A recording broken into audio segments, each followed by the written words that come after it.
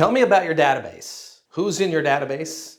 What is in your database? How many people are in your database? Hey guys, it's Dave here with Elite Real Estate Coaching and Training. And over the last few weeks, we've been breaking down a portion of my book called The A to Z's of Real Estate. And we started with A, be authentic, and then we moved on to B, budgeting both your money and your time.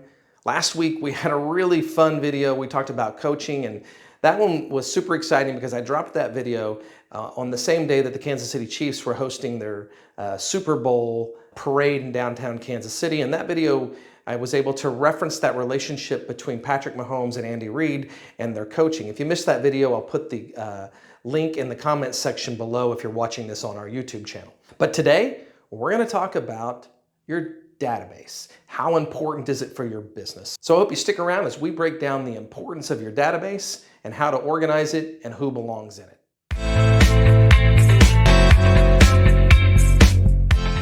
Welcome back to my channel, guys. I hope you enjoy our videos. If you haven't already done so, do me a favor, go ahead and click that subscribe button so that you know when we drop more videos. Just for information, we tend to drop them every Thursday morning around 8:30, 9 o'clock in the morning. So tell me about your database. How many people are in your database? Who's in your database? And what goes in your database? When I ask that question to most of our coaching clients, they get a little bit of a glazed over look on their face, or it's a little bit complicated. So let's start with telling you who should go in your database. Every single person you meet should go in your database. From all your friends and your family and previous coworkers, people from your church. Anybody that you meet should go in your database if they're a person that you think you might want to do business with at some point in the future. And then what goes in the database? Well, the obvious, their name and their phone number, but also their address, how long they've owned that home, their date of birth so that you can send them birthday cards, the anniversary of that home, their spouse's information. Anything that you can gather data on them belongs in your database. And the more data that you have in your database, the more value your database will have for you. Now, it's important that you understand when you start putting people into a database that at first it's going to be, as my friend Ross likes to say, cute and cuddly and a little bit like Elmo, not real big.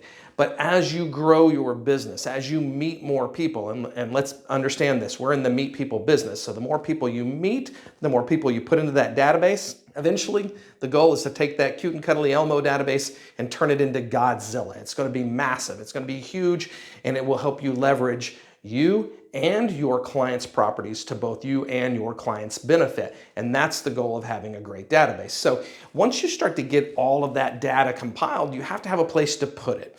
Now, I don't care what product you use. In my office, we use KV Core. It's something that I teach. It's something that we're pretty passionate about. We've been using it for a couple of years now. And not only is it a database, but it's a communication tool also. So if you don't have a CRM, I'm going to strongly encourage you to get a robust CRM. I've got some clients that love Brian Buffini's Referral Maker CRM. It doesn't matter to me which one you use. Like I said, we use KV Core here at our office. I happened to be at a meeting a few months back with a gentleman named Dennis Curtin. And if any of you don't know who Dennis is, he's the regional owner of the RE/MAX Mid-States region and the RE/MAX Southern region. And somebody asked him about CRMs, and he gave a really amazing and simple answer. He said, the definition of a good CRM is any CRM that an agent will actually use. So I don't want to influence you. If you've got a CRM and you're doing great things with it, stick with it. If it works, if it's not broke, don't try to fix it just because there's a new exciting tool on the marketplace. But if you're not using your CRM, you need to find a CRM that you will use, or you need to have a hard talk with yourself about why you're not actually using your CRM. I also know that if you turn on social media or open your email, at some point you're going to see some supposed amazing real estate coach or trainer or salesperson selling you some product that says you don't have to work your sphere of influence. You don't have to talk to your friends and family. You don't have to talk to the people at your church. You don't have to talk to your kids' friends' parents. And although you don't have to do that, the truth of the matter is you're going to have a real hard time growing your business if you don't. The NAR statistics on this are pretty high, somewhere between 75 and 80% of all real estate transactions done every single year are sphere of influence. As you probably know by now, I do some coaching of some pretty high producing real estate agents. And we break down every year every transaction and where did it come from. And the overwhelming majority of the transactions that we're talking to these agents about are transactions that came about because of an existing relation with someone, and that's how they got those leads. Now, don't get me wrong, our top producers are going after that other 20-25% quite aggressively, and we should, but the easiest money you're going to make in this business is leveraging your current and existing relationships, and that's only going to happen if you've got a really robust CRM that you're using. Here's a statistic for you. Did you know that 85% of all home sellers were so impressed with their agent that they said they would definitely use them again and would recommend them to their friends and family?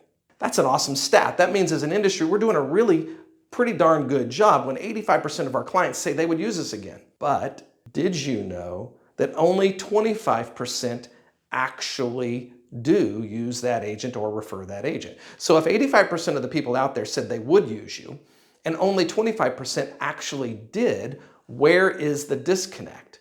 Well, we know the disconnect is we abandoned that client. We lost track of them. Another NAR statistic says that 90% of all home buyers were never contacted again after the closing. So you took a client out, you helped them buy a house, it was awesome and they loved you and they thought you did a great job, but then you never spoke to them again after closing. That client feels abandoned. You have to have a system and a strategy to ensure that your buyer clients and your seller clients do not feel abandoned by you. That's where your CRM needs to come into play. And it's also where your CRM should have some automatic pieces. And I'm not talking your standard boring drip emails. I'm talking about making sure they get market reports on a regular basis, that you're communicating with them on their birthday, the anniversary of their home, all of what we teach in our staying in touch and top of mind strategy that we talk about in the book. If you haven't read the book, get a hold of it. I break this down in great detail. And at some point in the near future, I'll also break it down on one of our videos. I want to give you a case study that I mentioned recently when I was asked to go speak at a couple of local conferences. One of them was in Kansas City, and the other one was down in Biloxi, Mississippi. And I had an opportunity to speak to literally hundreds and hundreds of top producing real estate agents across the country. And one of the things we talked about in that presentation was this case study on open houses. So let's imagine, if you will, and this is a true story, we have this newer agent who comes to us and says, hey, I want to do open houses as part of my marketing strategy for the year, which is awesome. The goal that year was to hold 20 open houses, and the agent did. They effectively held 20 open houses. Now, if you're one of those people who don't believe open houses are effective, I'm going to challenge you to say it's simply because you're not holding an effective open house.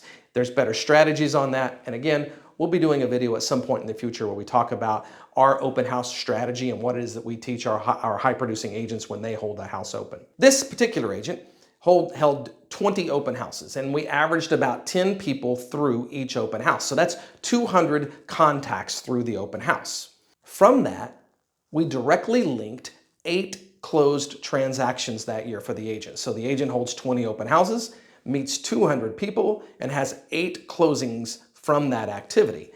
We think that's a pretty good number, definitely worth celebrating, and it's something for us to be super excited about as we move forward. But there's more to this story. According to the National Association of Realtors, 50% of the people who come through an open house will be involved in a real estate transaction in the next 12 to 18 months. So 200 people come through, 100 of them, statistically speaking, are going to be involved in a real estate transaction, and our amazing agent only converted 8 of the 100 that are going to be involved in a real estate transaction. Why is that? Well, what we have learned is it's because real estate agents are really good at focusing on what we call ready now buyers and sellers. So what this agent was really good at when somebody came through the open house and they were looking to buy, she did an amazing job of converting them. If somebody was looking to sell, she did an amazing job of converting them.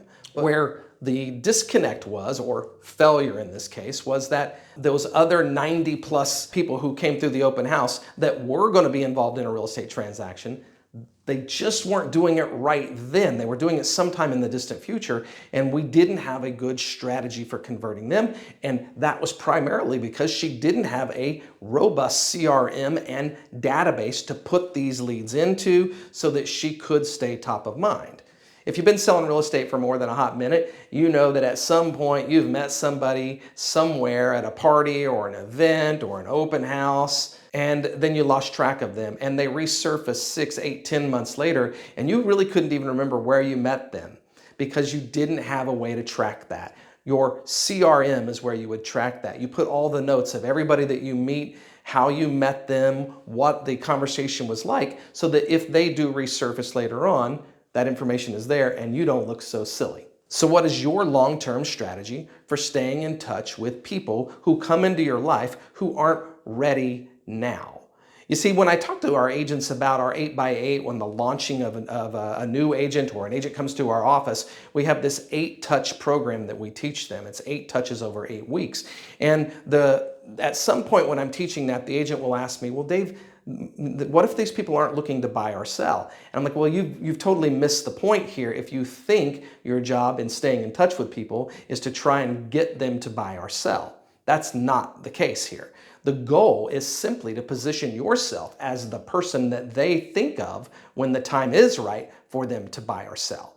That only happens if you, the agent, have a really great follow-up system and strategy, and you're only going to have a really great follow-up system and strategy if you have a robust CRM and database to put these people in. The harsh reality about all of this conversation is this is a lot of work, and nothing that I teach will work if you don't do the work. And it can be a little bit hard to stay focused on all of that work, which is why, once again, having a robust CRM is incredibly important. This is kind of the tip of the iceberg on the CRM conversation. If you have questions, hit me up in the comments section below or reach out to me. I'd love to hear from you. And as always, if you like the video, go ahead and click that like button. And if you haven't already done so, go ahead and subscribe. It would mean an awful lot to me. I sure appreciate it. Thanks again. I'll be in touch soon, and make it a great day.